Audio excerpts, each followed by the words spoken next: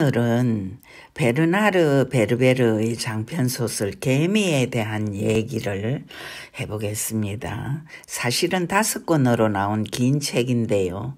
내용이 그렇게 단순하지 않고 다소 무겁고 사색적인 책이어서 일단 한 권씩 해볼까 합니다. 오늘 제가 하는 서평은 제1권에 대해서고요. 작가는 프랑스 사람으로 1961년생입니다. 법학을 전공했으며 저널리스트이고 평론가이며 과학자이기도 하죠. 명백한 베스트셀러 작가고요. 천재 작가로 알려져 있죠. 상업적으로 대단한 성공을 거둔 작가입니다만 내용이 통속적이라거나 대중성을 띈 그런 작품과는 거리가 있습니다. 물론 개미는 작가의 그 상상력과 지성이 적당히 조화를 이루면서 쓰여진 소설임엔 틀림이 없고요. 그는 어릴 때부터 개미집을 집안에 들여놓고 줄기차게 관찰하고 나름대로의 깨달음을 얻은 그런 작가인데요. 최근 그래서 자연과학적인 면에다 철학적이고 공상과학적이며 추리소설적인 복합적인 색채를 띠고 있습니다. 내용으로 들어가 보겠습니다. 조나탕은 자물쇠 회사의 기술자로 근무하다가 이런저런 일로 그만두고 실업자가 됩니다. 그러던 중 삼촌 에드몽으로부터 집 한 채를 상속받지요. 어릴 때부터 자신의 은신처를 만든답시고 집안을 쑥대밭으로 만들곤 하던 삼촌은 사고하는 바도 남달라서 말썽꾸러기의 면모를 가졌던 그런 인물인데요. 그는 생물학자였고 박사과정을 마친 엘리트였는데 아내가 죽고 나서 여기저기를 방황하다가 말벌에게 쏘여 죽었는데요. 이 책의 주인공이며 조카인 조나탕에게 자신의 집을 물려주면서 수수께끼 같은 말을 남기죠. 편지를 자신의 어머니에게 맡겨놓은 거를 나중에 이제 조나탕이 받게 되는데요. 당부하건대 지하실에는 어떤 일이 있어도 내려가지 말 것, 이렇게 쓰여져 있었습니다.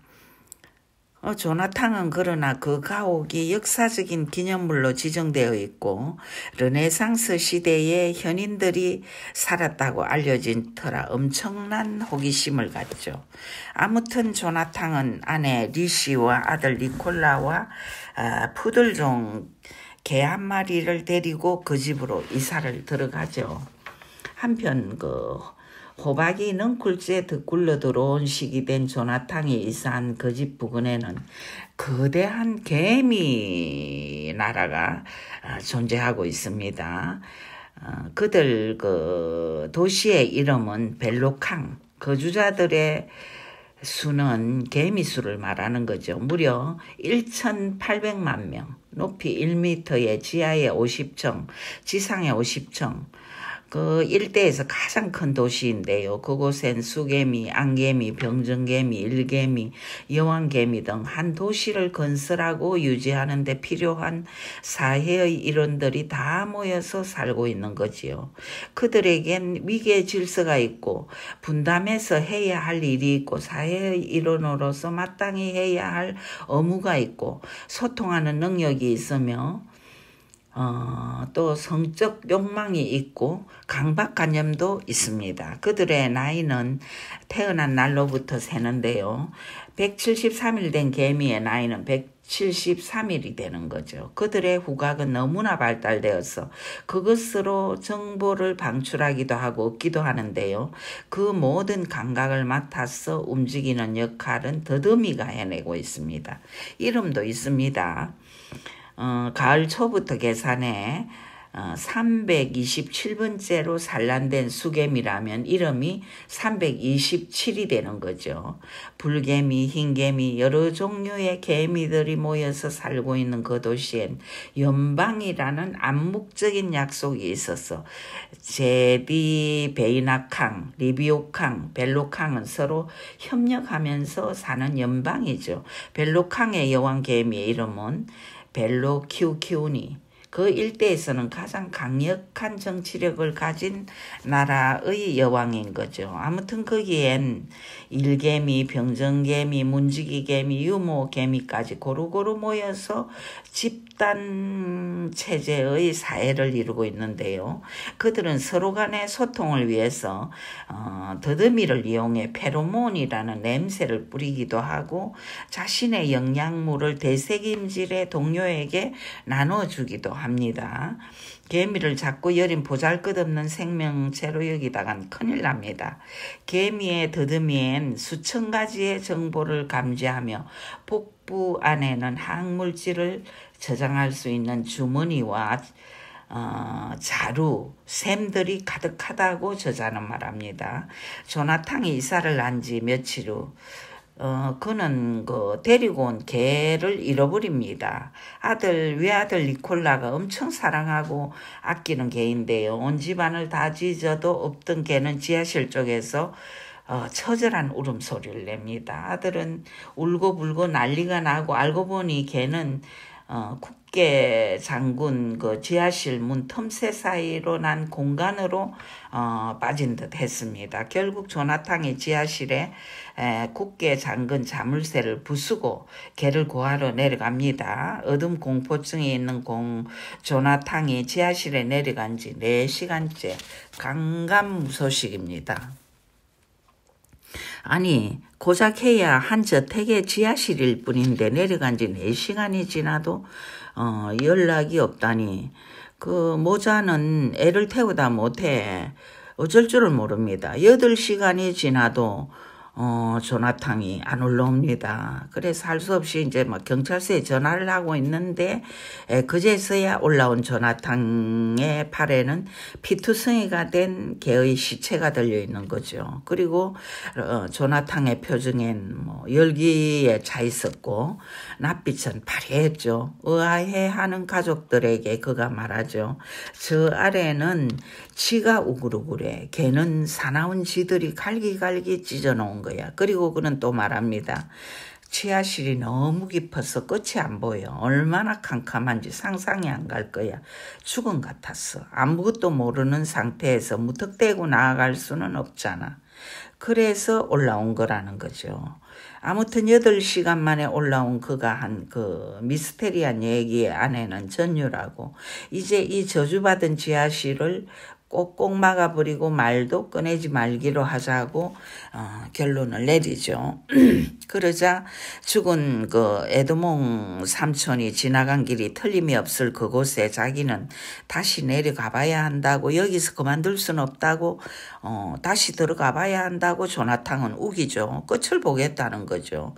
사람이 영원히 겁만 먹고 이성이 위험이 닥쳐왔다고 일러주기만 하면 언제나 하던 일을 멈추던 그런 상태는 이젠 싫다고 외치는 거죠. 다음날 조나탕은 오전 내내 지하실 입구에 철문을 설치하느라고 시간을 보냅니다. 그리고 그는 커다란 맹꽁이 자물쇠를 달고 하나밖에 없는 열쇠를 꺼내며 자기 목에 매달고 있습니다. 자기 외에 어떤 사람도 못 들어가게 말이죠. 그리고 며칠 후 그는 그 죽은 에드몽 삼촌의 친구를 찾아가죠.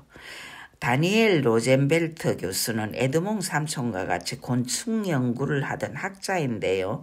삼촌이 연구했던 곤충에 대해서 많은 새로운 얘기를 들려줍니다. 그는 곤충의 입장에서 곤충의 근육을 위해서 싸웠고 우리가 하찮게 생각하는 그것들을 마구잡이로 죽이는 살충제를 뿌리는 우를 범해서는 안 된다는 얘기를 하죠. 왜냐하면 살충제는 곤충이 더 강해지도록 진화시키는 역할을 할 뿐 죽여봤자 살아남은 소수의 곤충들이 살충제에 죽지 않는 슈퍼곤충을 뱃속에서 만들어낼 뿐이니까요. 또 그는 아프리카의 에드몬과 그 연구를 위해서, 곤충 연구를 위해서 갔을 때 겪은 일을 얘기해 주는데요. 개미 떼에 대해서 말합니다. 일단 엄청난 숫자로 몰려들어 떼를 이루는 그것들은 독혈이라고 부를 만치 어마어마한 실력을 가시하는데요. 마라분타라고 불리는 그 개미떼들이 모여들기 시작하면 그 주위에 어떤 것이든 초토화되어 버린다는 거죠. 포유류건 새건 짐승이건 일단 그 떼가 몰려드는 곳에 여기에 있다간 형체도 없이 녹아버린다는 건데요. 그 군들이 일단 이곳을 지나간다는 소문이 들리면 인근의 주민들은 가장 값나가는 재산을 챙겨가지고 도망을 가는데 돌아와 보면 모든 양식이란 양식, 집안에 있던 벌레 한 마리도 찾아볼 수가 없다는 거죠. 그만큼 거대한 개미떼의 위력이 어마어마하다는 얘기를 하면서 삼촌 에드몽 교수도 죽을 고비를 넘긴 일이 있다는 말을 합니다. 삼촌 얘기를 전에 듣고 전율했던 조나탕은 그러나 며칠 후 다시 지하실에 내려갈 준비를 하는데요. 이번에는 연장과 식량까지 든 가방을 메고 전등을 쥐고 지하실로 향하죠. 아내와 아들이 결사적으로 말려보지만 소용이 없이 그는 지하실 낯선 계단을 향해 끝없이 내려가 버리는 거죠. 조나탕은 삼촌 에드몽이 살았던 이 집 지하실엔 그가 평생 살면서 연구해왔던 업적과 비밀스러운 계획이 숨어 있을 거라고 확신을 하는 거죠. 한편 개미 왕국에선 비생식 개미, 즉 정자도 알도 없는 그 비생식 개미들이 전투 훈련실로 들어가고 있습니다. 병정 개미들이 대령까지 벌이면서 전쟁 훈련을 한다는 사실은 이미 잘 알려져 있습니다. 벨루캉 도시에는 동맹을 맺은 부족 개미들이 있는가 하면 정복을 당한 부족의 개미도 있습니다. 그들은 문명이 있고 혁명적인 활동이 있으며 나름대로의 무기가 있다는 것은 개미 연구가들은 이미 알고 있습니다. 작가는 말하죠. 인간이 고도의 지성을 가진 생명체이긴 하지만 개미 세계의 지성을 안다면 놀랄 것이라고. 그들은 몸 안에 그물처럼 퍼져 있는 관들을 통해 후각 정보를 방출하는 놀라운 생명체라고.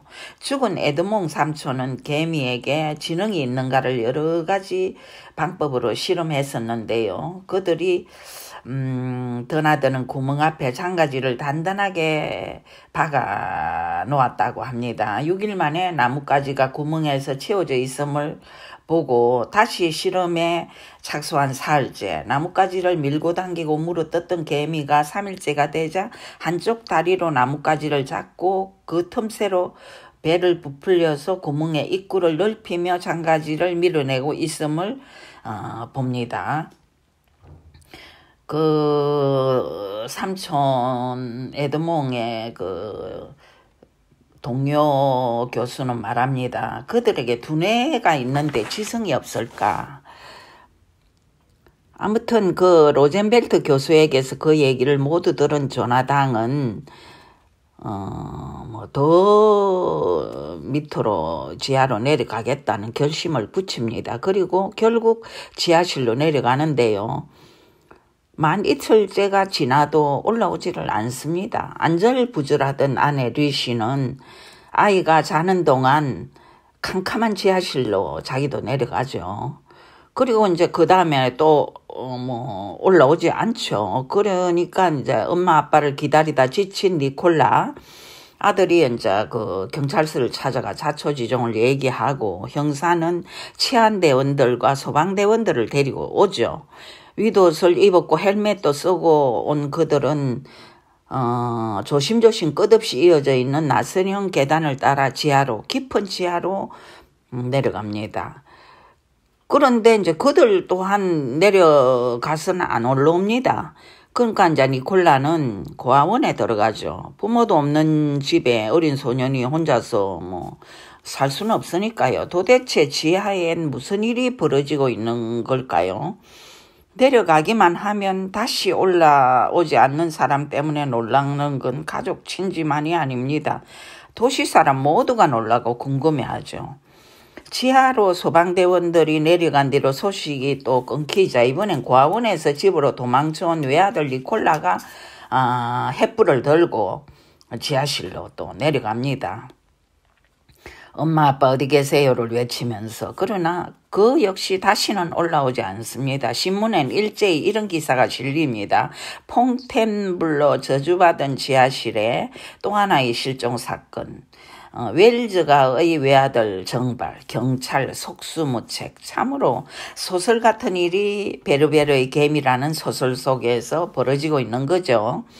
담당 경찰서에 근무하는 형사 빌생에게 국장으로부터 전화가 옵니다. 빨리 이 사건을 해결하라는 거죠.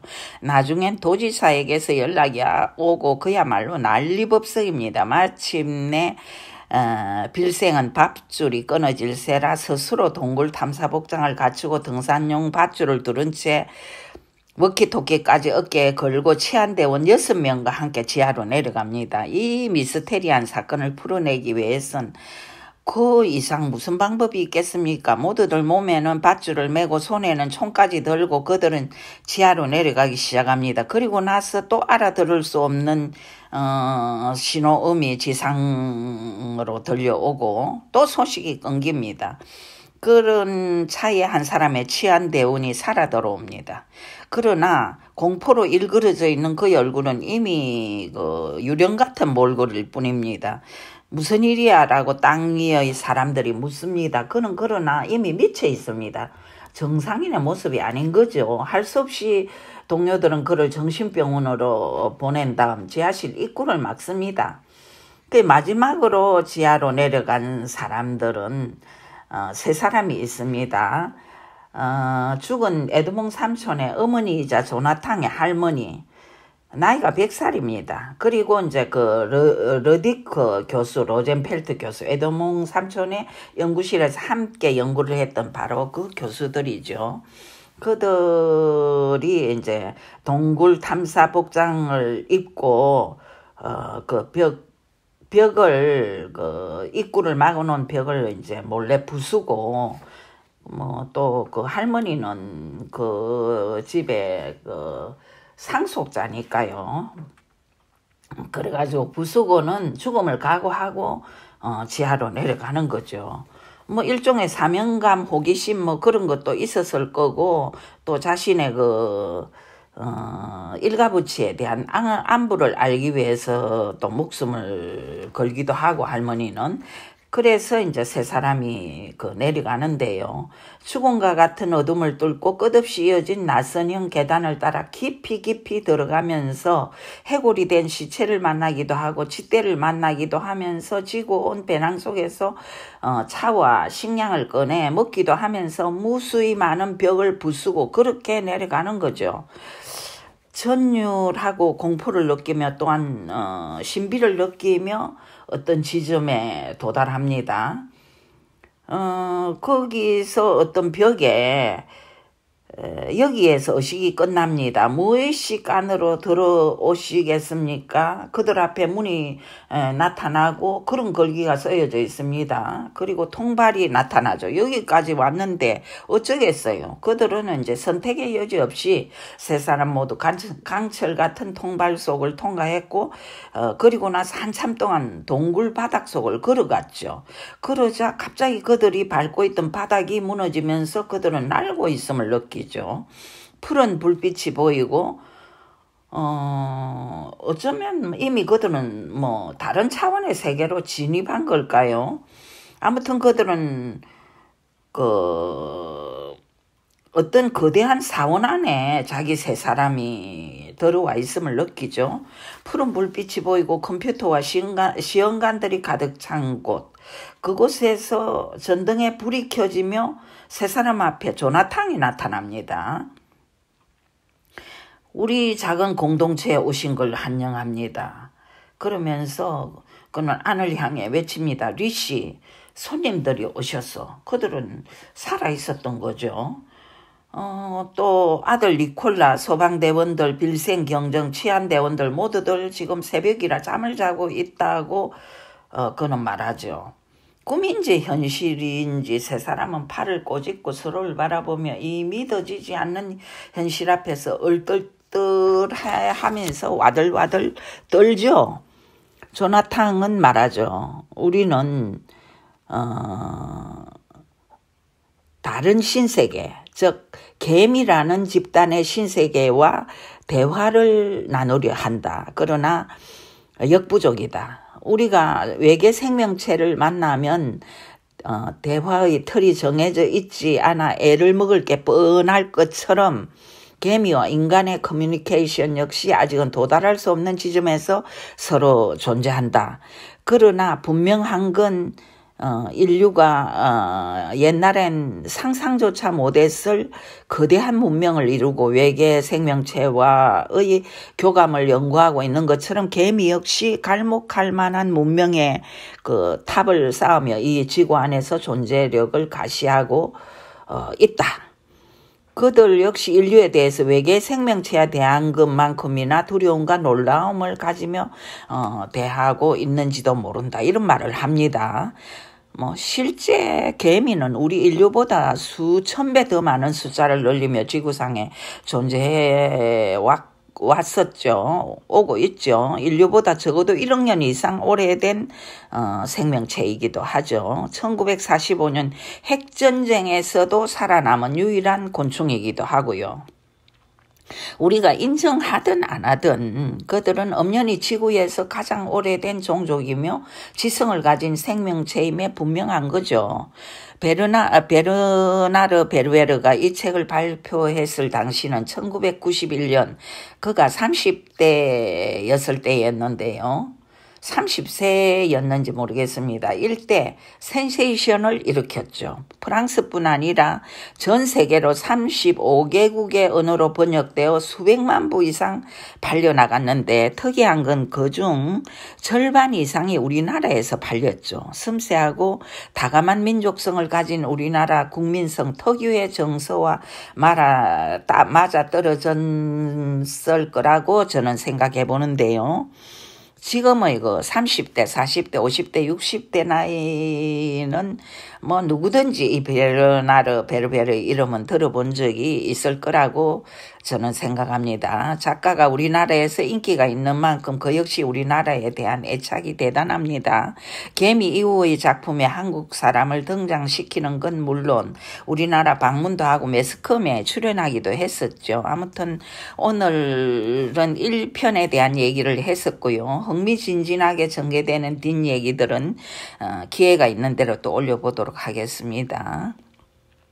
들어주셔서 감사드리고요. 또 다른 작품으로 여러분을 뵙겠습니다.